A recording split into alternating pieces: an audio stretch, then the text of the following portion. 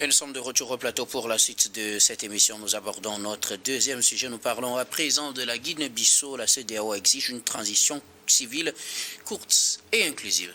Les chefs d'État et de gouvernement de la CEDEAO se sont réunis en sommet ce dimanche à Abuja, au Nigeria, un sommet qui leur a permis de plancher sur la situation dans deux pays essentiellement la Guinée-Bissau et le Bénin, deux pays qui ont, pour la Guinée-Bissau, c'était un coup d'État finalement le 26 novembre, et pour le Bénin, c'est une tentative de coup d'État qui a été finalement déjouée.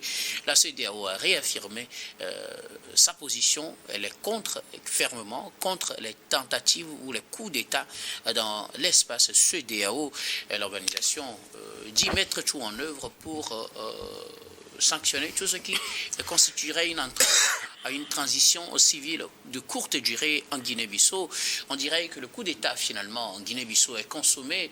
La CEDEAO l'accepte comme tel, ou du moins se prend acte, et voudrait plutôt une transition civile, mais de courte durée, pour un retour très rapide à l'ordre constitutionnel. Mathieu Tamam. Effectivement, la CEDEAO est obligée de constater que le coup d'État est consommé, même si jusqu'alors on pense que c'est Embalo lui-même qui a organisé son propre coup d'État. Le coup d'État, on constate quand même que le coup d'État est consommé. Et aujourd'hui, la CEDEAO est rattrapée par ses propres erreurs.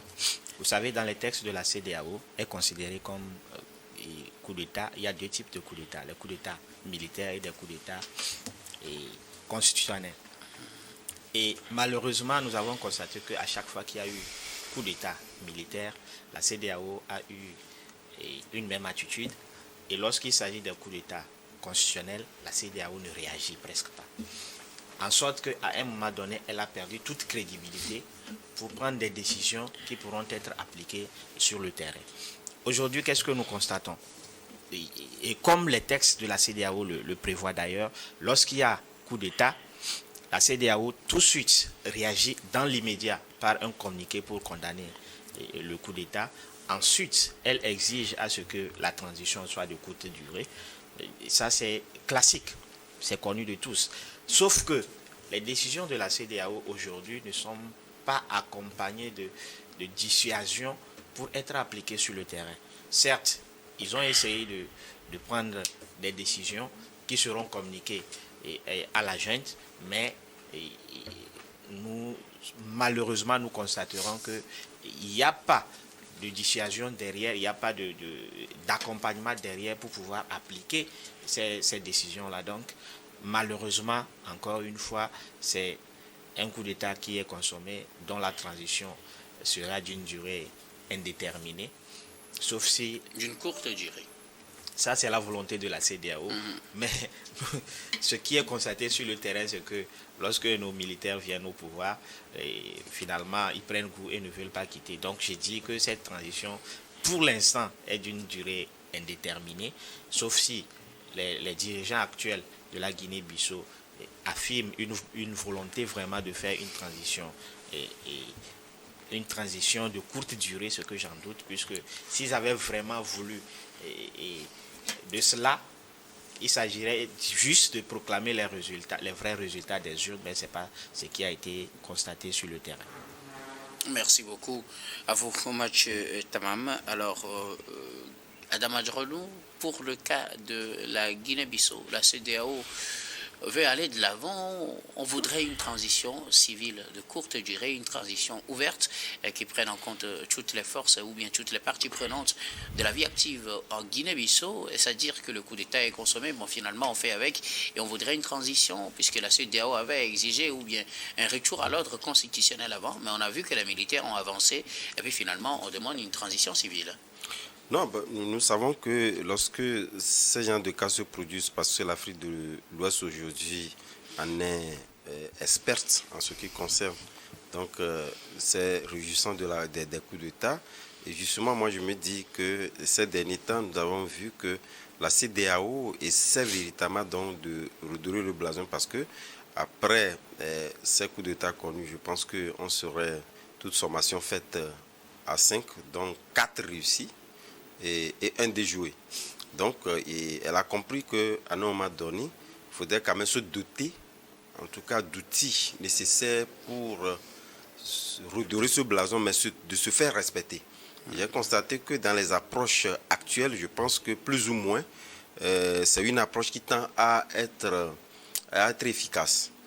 Pour la simple et bonne raison que lorsque nous jugeons un peu les deux paramètres, vous constaterez que lorsque Sissoko Maro était au pouvoir, surtout à la fin, vous avez vu que sans vergogne, il a eu quand même à chasser pratiquement la CEDEAO qui était venue pour, en tout cas, l'observation, en tout cas électorale dans son pays, les a chassés, mais la CEDEAO n'avait pas eu d'outils nécessaires pour faire entendre raison à Umaro Sissoko Embalo. C'est vrai que c'est un coup d'État et nous savons que la Guinée-Bissau, c'est un pays où la CEDEAO a plus ou moins réussi la plupart des tractations, les crises que ce pays-là a connues. Cela étant dit, et au regard, puisque vous le disiez tantôt, que les militants ont avancé, même si la CEDEAO à un moment donné, puisque c'était les prémices après le coup d'État, et la CEDEAO devait quand même, dans son verbatif habituel, pouvoir donc imposer les choses sans véritablement avoir, en tout cas, le tempérament du terrain. Mais aujourd'hui, je constate que les militaires ont plus ou moins, en tout cas, plus ou moins en odeur de sainteté avec les décisions que prend la CEDEAO, liées au fait que nous savons que, puisque nous revenons sur la situation du Bénin, où il y a une force en attente, en réalité, qui devait s'exprimer. On reviendra sur ce sujet après. Donc moi, j'estime que plus ou moins, la CEDEAO a compris qu'il faut quand même se doter d'outils pour se faire respecter. C'est ce qui est en train d'être fait, même si, en tout cas dans cette logique-là, tout n'est pas rose, mais on constate que la CEDEAO fait plus ou moins des pas que ça n'était le cas par le passé. Merci beaucoup. À vous, Adam Adronou, Gabin Adjao, je vous lis quelques décisions de cette conférence des chefs d'État et de la CEDEAO. Puis je vous donne la parole pour vos observations. Comme d'habitude, à cet égard, on a parlé de la Guinée-Bissau. Je lis la partie qui concerne la Guinée-Bissau. À cet égard, permettez que je commence comme ça. La conférence demande la libération immédiate de tous les prisonniers politiques et leur participation à tous les processus politiques en Guinée-Bissau. Le deuxième point, la mise en place d'une transition de courte durée dirigée par un gouvernement inclusif reflétant la diversité du paysage politique et de la société de la Guinée-Bissau, chargé d'entreprendre des réformes constitutionnelles, juridiques et politiques et d'organiser des élections crédibles, transparentes et inclusives. La conférence autorise la mission d'appui de la stabilisation de la Guinée-Bissau à assurer la protection de l'ensemble des dirigeants politiques et des institutions. Voilà, il y a plusieurs décisions, mais on va s'arrêter à ces deux, puisque c'est ce qui nous concerne. Oui. Et ce qui concerne la transition de courte durée, surtout dans ce pays. Ah oui, il parle de transition de courte durée, et d'autant que c'était la même CEDEAO qui avait déjà dit qu'il faut reprendre quand même le processus électoral. C'est-à-dire que la CEDEAO change très rapidement de veste. C'était pas le cas dans le contexte d'autres coups d'État où la CEDEAO a maintenu la pression durant plusieurs mois. Mais cette fois-ci, au bout de quelques semaines, la CEDEAO a changé pratiquement de veste et puis demande aujourd'hui. Elle dit qu'elle rejette aussi le gouvernement, le chronogramme plutôt tel que présenté par les militaires. Oui, c'est ce qu'elle est en train de dire, mais forcément elle va s'accommoder à ce chronogramme-là, puisque quand on voit la démarche de la CEDEAO vis-à-vis de la Guinée-Bissau, on sait en même temps que c'est Embalo Sissoko, n'en déplaise à ceux qui disent que non, c'est lui-même qui a organisé son coup d'État, c'est faux et archi faux, parce qu'un président ne peut jamais accepter remettre quand même son pouvoir à un clan comme ça si premièrement, à l'intérieur, il n'est pas mis en minorité. Et aussi, dans la sous-région, s'il n'a pas de soutien, c'est tout à fait normal que le monsieur, il libère le plancher. On lui a fait une proposition, c'est ce que moi je pense. Je pense que le monsieur, à un moment donné, après ces élections-là, on lui a dit, monsieur, il faut libérer le plancher, puisque déjà dans la CEDEAO, il n'était plus en odeur de sainteté avec les leaders de la CEDEAO et même la plupart des pays de la CEDEAO. Notons même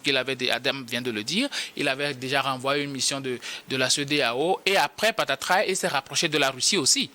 Et qu'on sait très bien que notre CEDEAO est une CEDEAO fragile et composée de pays fragiles, la CEDEAO n'arrive pas véritablement à s'autofinancer, mais à prendre ses propres décisions. Et donc, c'est une question de géopolitique et stratégie qui se pose actuellement parce que déjà, nous savons très bien que la Guinée-Bissau est un pays de narcotrafiquants. Embalo Sissoko, on peut tout lui reprocher, mais quand il était venu, il a essayé un peu de fragiliser quand même ce réseau de narcotrafiquants-là, ce qui ne plaisait même pas à certains des généraux, à certains qui sont même dans la sous-région, puisque la Guinée-Bissau ne produit pas de ces produits-là, mais c'est un point de transit quand même des produits de narcotrafic. Donc à un moment donné, on a voulu évincer un monsieur qui était devenu un peu gênant et qui s'acoquinerait avec la Russie. Et donc est-ce la CEDEAO qui a organisé ce coup? Mais la CEDEAO n'a pas organisé le coup, mais nous savons très bien comment nos pays sont assez fragiles, nos pays ne sont pas très forts en matière de gouvernance et tout ça. Et la plupart de nos dirigeants, déjà, quand on lit et que Paris n'approuve pas encore, Paris n'envoie pas encore, le Quai d'Orsay n'a pas encore envoyé sa lettre de félicitations, ben, c'est que tu es encore sur un siège éjectable. Donc, on sait très bien comment ce genre de choses se posent. Déjà, la France avait déjà perdu assez de terrain dans la sous-région. Et donc, à un moment donné, il ne faut pas permettre à ce que ce pays-là, qui est assez stratégique aussi, ne tombe pas dans les mains de la Russie. Donc, c'est pourquoi le rapprochement même d'Embalo Sissoko avec la Russie, ben, ça a posé problème à certaines personnes. Donc, on sait très bien dans la sous-région que Embalo Sissoko, son positionnement et surtout ses relations avec les autres pays de la sous-région, qui sont dans la CEDEAO n'est pas au beau fixe, ben c'est tout à fait normal qu'on lui propose ce genre de choses. Qui lui a proposé, c'est le on là que je voudrais connaître, la CEDEAO qui lui dit d'accepter un coup d'État. Certains chefs d'État de la CEDEAO lui ont proposé cela, et avec la complicité des forces armées à l'intérieur, quand on sait très bien qu'Embalo Sissoko n'était pas véritablement très populaire aussi, alors il a accepté le jeu et puis il est parti. Beaucoup. Sinon, aucun chef d'État ne va accepter livrer quand même son pouvoir comme ça. Quand on sait très bien qu'Embalo Sissoko aujourd'hui, il y a un cabal médiatique aujourd'hui Non, quand vous prenez pratiquement toute la région, il y a un cabal médiatique aussi qui est organisé contre sa personne. On parle de sa femme qui aurait été arrêtée au Portugal avec une valise d'argent et tout ça. Mais le monsieur... Ces choses-là se passaient depuis fort longtemps, non? Ça n'a jamais été dénoncé. Donc, c'est quelque chose qui est organisé aujourd'hui pour essayer quand même de discréditer le monsieur. Moi, je sais très bien que c'est quelqu'un... Un chef d'État ne va jamais laisser son pouvoir et puis aller de pays en pays et tout. Victime donc de ce coup d'État. Merci beaucoup. Il est victime de ce coup d'État et tout a été orchestré pour que une puissance ne perde pas encore de terrain dans la sous-région. On vous a compris. Alors, Mathieu Tamam, la CEDEAO voudrait une courte transition finalement. C'est ce qu'on semble accepter parce que avoir la situation... C'est vrai, il y avait un chronogramme qui avait été décliné par les militaires. Les militaires parlaient d'1 an pour une transition. Mais apparemment, 1 an aussi, c'est trop pour la CEDEAO. Et pourtant, on avait vu dans certains pays, quand le coup d'État s'est produit, on avait donné au moins plus d'1 an. On avait donné 1 an et demi, 3 ans pour certains. Ils ont voulu l'amener jusqu'à 5 ans. Finalement, ils n'ont pas pu respecter les 5 ans. Mais là, les militaires proposaient 1 an. On leur dit que c'est trop. On veut une courte transition. La CEDEAO est en train ou essaye de corriger ses erreurs du passé en imposant... Mais a-t-on les moyens de gérer une telle transition? C'est vrai, il y a un mécanisme, une commission de la CEDEAO, une équipe qui est formée pour suivre la question de la Guinée-Bissau, mais a-t-on les moyens de faire respecter une transition de moins d'1 an en Guinée-Bissau? Oui, c'est pour ça que j'ai dit que la CEDEAO, en imposant cette courte durée, essaie de corriger juste ces erreurs du passé. Mais nous tous, nous savons que une transition de courte durée ne voudra pas dire forcément qu'après cette transition, il y aura la stabilité. Qu'est-ce qui a amené le coup d'État? Il faut commencer par les sources. Et au-delà de ce qui a amené le coup d'État, voir nos chefs d'État aujourd'hui au sein de la CEDEAO, combien sont crédibles pour imposer quoi que ce soit aux militaires. La plupart d'entre eux également ont fait des coups d'État institutionnels. Et donc, ils ne sont pas bien placés pour donner une leçon aux dirigeants actuels de la Guinée-Bissau.